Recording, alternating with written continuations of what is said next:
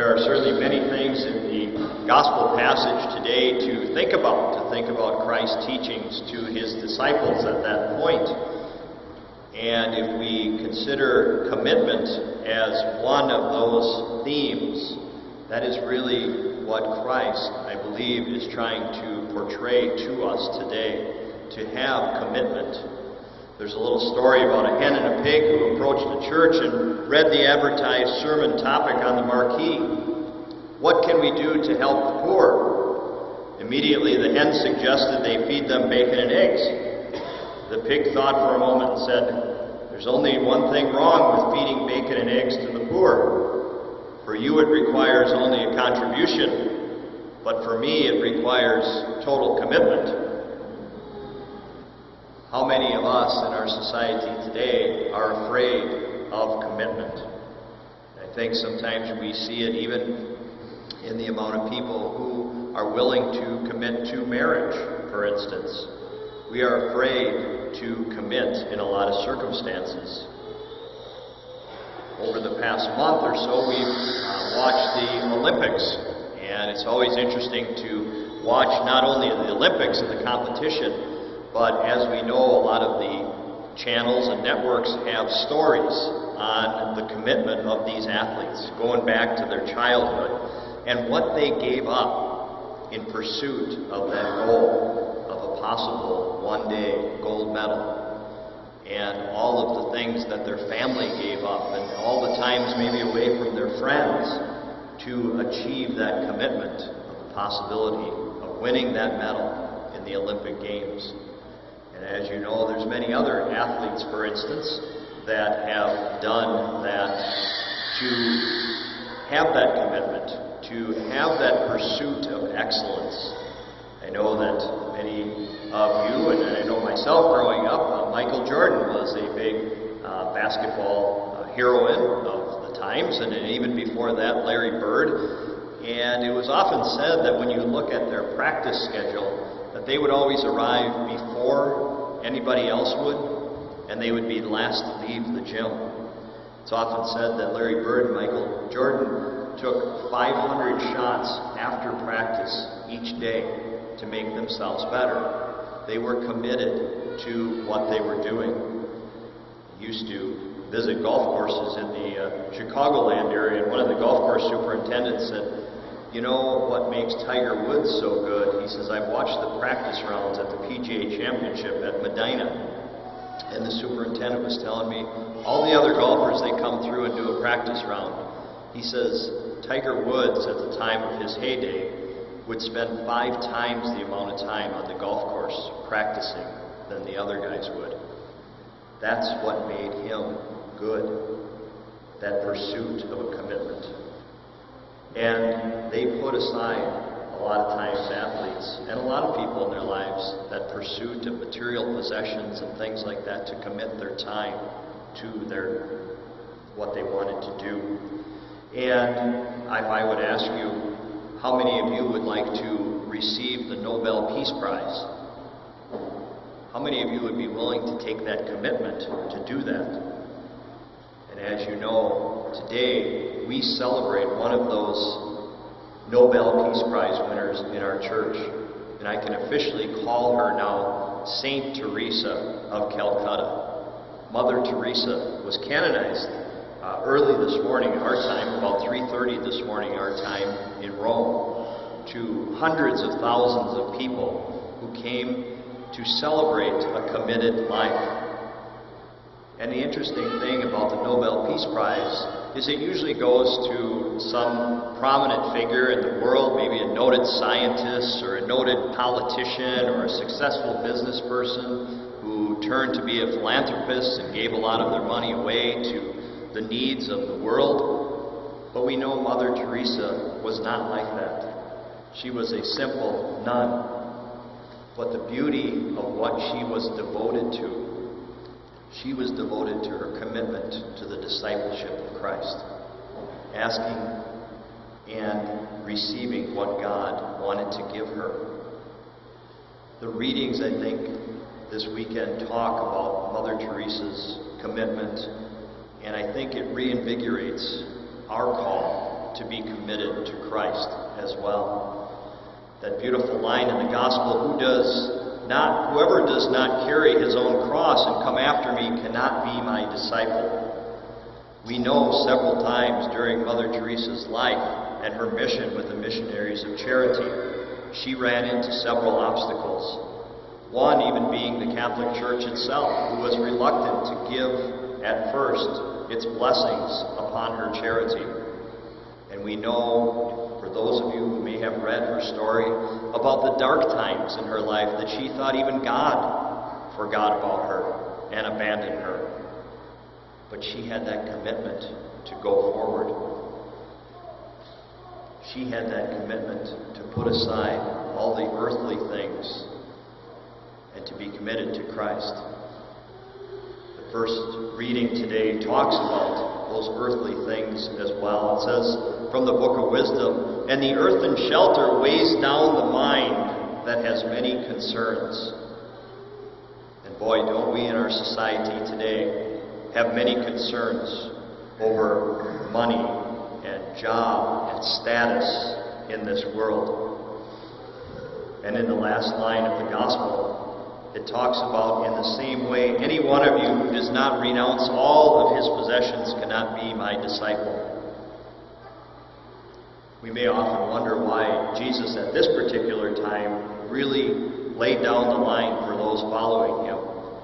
For this was the time that great crowds were starting to see and witness his miracles, and were starting to travel with him to Jerusalem.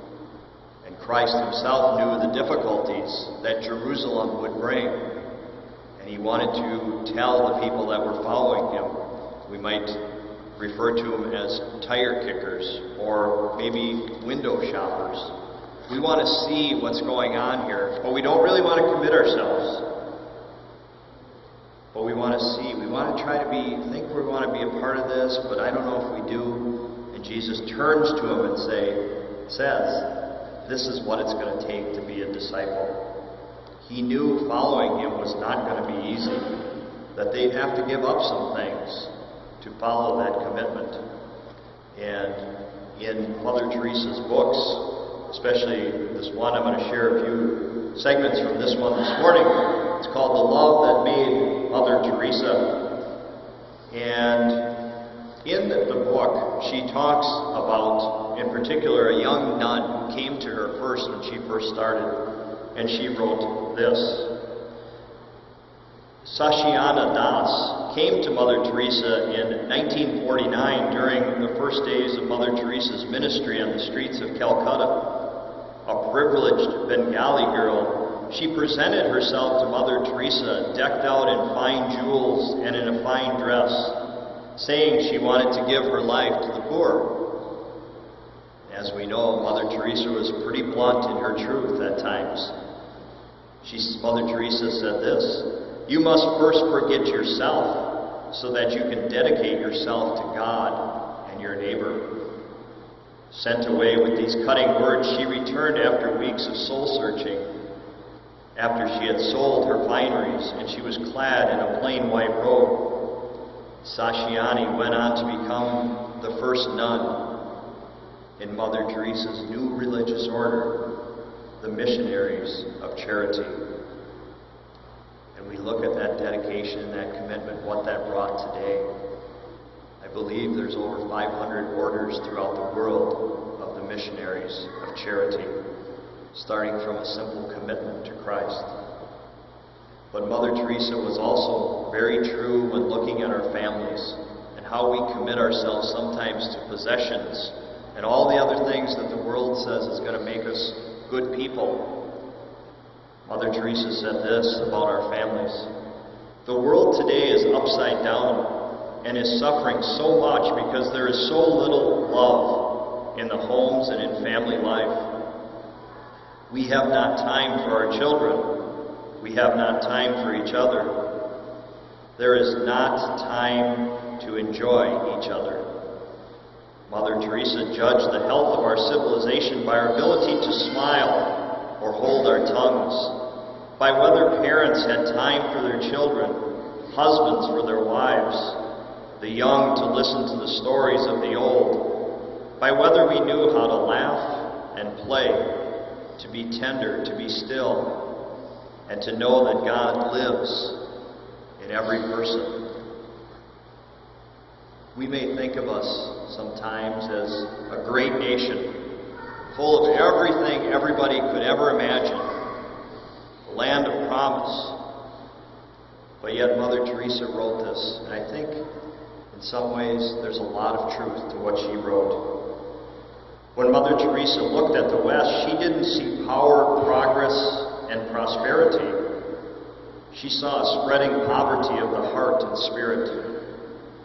She wrote, "We are smothered by our possessions, by our love of money and the things money can buy. We have too much, and yet we are still not satisfied. There is a hunger for more things," she said. People hunger for more cars, more machines, bigger houses, more money. In the mirror she held up to our age, she said, "We are so many camels straining through the eyes of the needle, serving money but not knowing it. We no longer have time to care for each other, for smiling, for touching, for serving God." And again, in her bluntness, she called us the poorest of the poor. "These people are not hungry in the physical sense, but they are in another way," she said. "They know they need something more than money, yet they don't know what it is. What they are missing really is a living relationship with Christ." How true those words from our new saint. In closing, I just wanted to share with you a couple of one in particular, a social media posting that I read this weekend. Is, of course, you know, on Facebook, a lot of people are sharing their time with their family around the campfires and around the picnics and things like that on this Labor Day weekend. And it's a wonderful weekend to be able to do that with our families. And one particular post said this. She said, "How great it is to be with our family and to share time together, to recommit ourselves to our family." I often wonder, as I read not only that one, but several others like that, how many I'm going to see on Tuesday morning saying this: "Boy, it's great to be away from my family so that I can work overtime now for the next month and I can pay for all my material possessions that I bought this summer." As we know, there probably won't be those. Christ desires us to be with our family and to have a loving relationship with Him, and to bring that relationship into this parish family as well. So today, as we celebrate with the Catholic Church throughout the world on its newest saint, Theresa of Calcutta, let us think of that commitment that she shared for Christ, and let us think of how we can commit ourselves and recommit ourselves, not only to the love of our families, to spend time to love each other more deeply, but also recommitting ourselves to that loving relationship with Christ.